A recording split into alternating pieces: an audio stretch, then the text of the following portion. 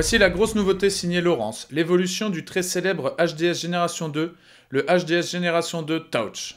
Le HDS Touch reprend toutes les connectivités qui font des HDS la meilleure machine du marché.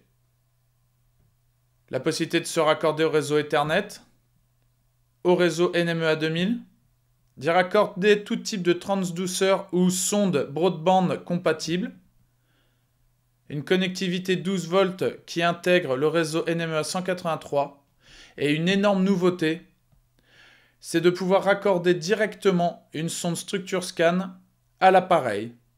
Plus besoin de passer par une black box, celle-ci est intégrée directement dans le HDS Touch. Je raccorde le combiné HDS Touch 7 pouces.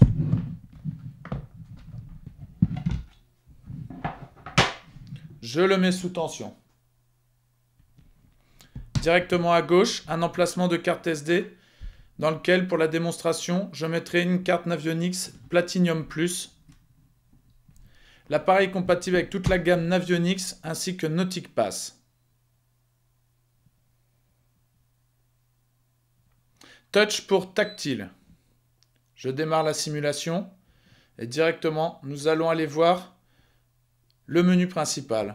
Sur la gauche, un volet qui vous permet de gérer vos routes, vos waypoints, le type de bateau, les traces, la séquence de soleil, lune et marée en fonction de la zone où vous vous trouvez, un calculateur de trajet, un explorateur de fichiers, un menu recherché pour retrouver facilement tous vos fichiers stockés dans le terminal, les paramètres avancés, la gestion des alarmes. Sur la droite, un menu comportant 10 raccourcis pour vos fenêtres personnalisables. Je vous ferai un exemple tout à l'heure. Dans le menu carte, vous pourrez zoomer ou dézoomer avec les boutons situés sur la droite de l'appareil ou zoomer et dézoomer à partir de l'écran tactile. Allons voir tout de suite la cartographie en 3D. On peut toujours zoomer et dézoomer, se déplacer à l'aide du doigt sur la carte, ou encore gérer l'inclinaison de la carte, ou d'y faire un tour panoramique. Je désactive l'option 3D, je reviens au bateau.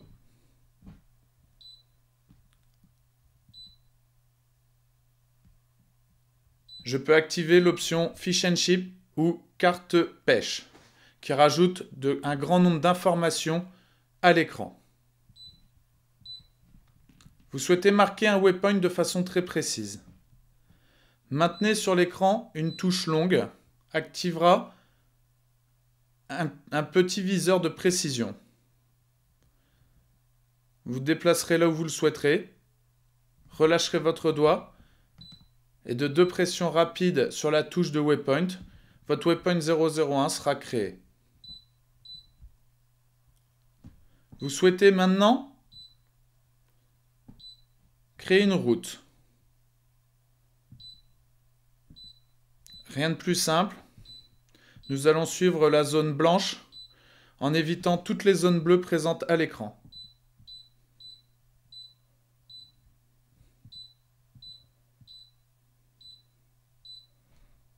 Nous sauvegardons. Et allons nous servir de cette route pour éviter toutes les zones bleues. Rien de plus simple aujourd'hui d'éviter tout obstacle sur la carte. Je vais aller effacer cette route.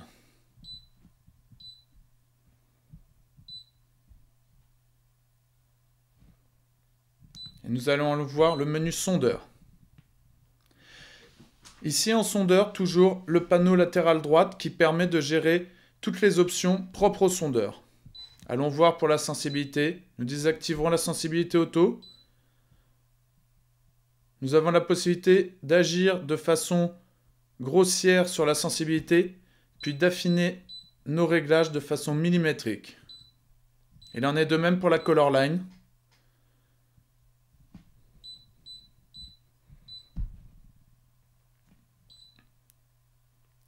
Les vitesses de ping, La gestion des filtres. Ici, je désactiverai tous les filtres. Les palettes de couleurs. Un choix de 14 palettes. Ici, je prendrai la 13. La fonction Trackback, une simple pression sur l'écran, vous permet de remonter dans votre historique de détection.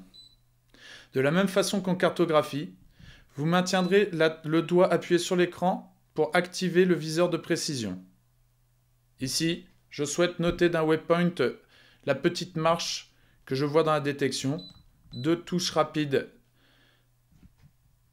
et mon waypoint 002 est créé et géolocalisé sur la carte. On va aller le vérifier tout de suite.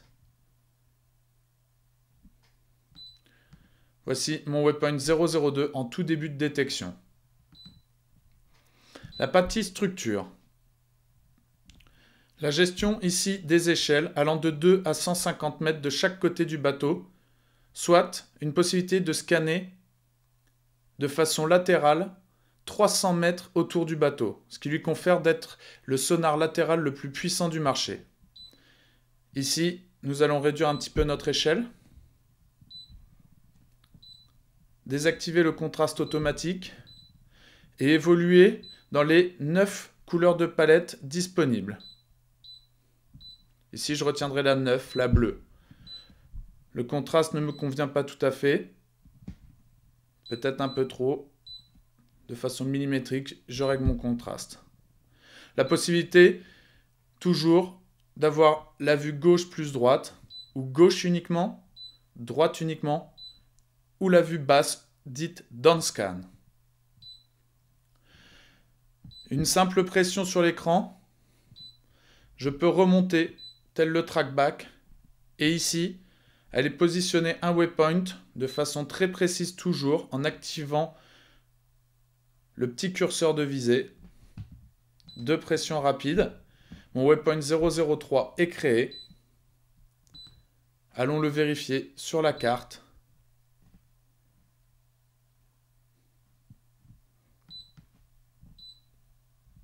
Le voilà ici. La fonction pilote vous permet de raccorder directement un pilote automatique à l'appareil pour profiter de l'autoguidage et naviguer en toute sécurité. La partie info vous permet de raccorder votre moteur ou tout type de capteur en NMEA 2000 ou NMEA 183 pour profiter directement sur l'écran de toutes vos informations relatives à la navigation. Je vous parlais tout à l'heure du menu personnalisable. Allons personnaliser une page. Nous souhaitons ajouter une page dans laquelle nous mettrons de la cartographie, du sondeur.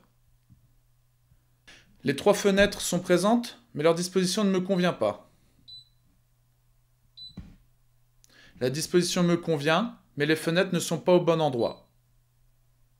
Rien de plus simple. Je les mets à ma façon, je sauvegarde, et allons voir ce que ça donne. J'ai ici ma fenêtre sondeur, ma fenêtre cartographie, ma fenêtre structure scan. Je souhaite profiter de plus d'écran. Rentrons le volet droite. Rappelons le menu et ajoutons maintenant à l'écran des données. Type données de profondeur ou la vitesse sur le fond. J'appelle le menu supérieur. J'édite les données overlay. J'en ajoute. Dans la partie GPS, je mettrai la vitesse sur le fond. Dans la partie sondeur, je mettrai le fond, soit la profondeur.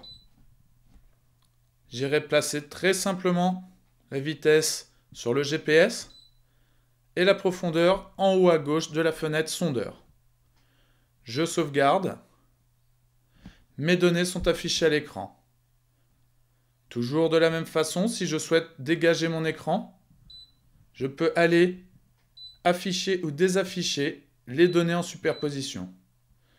Ce qui permet, lorsqu'on le souhaite, d'épurer complètement l'écran.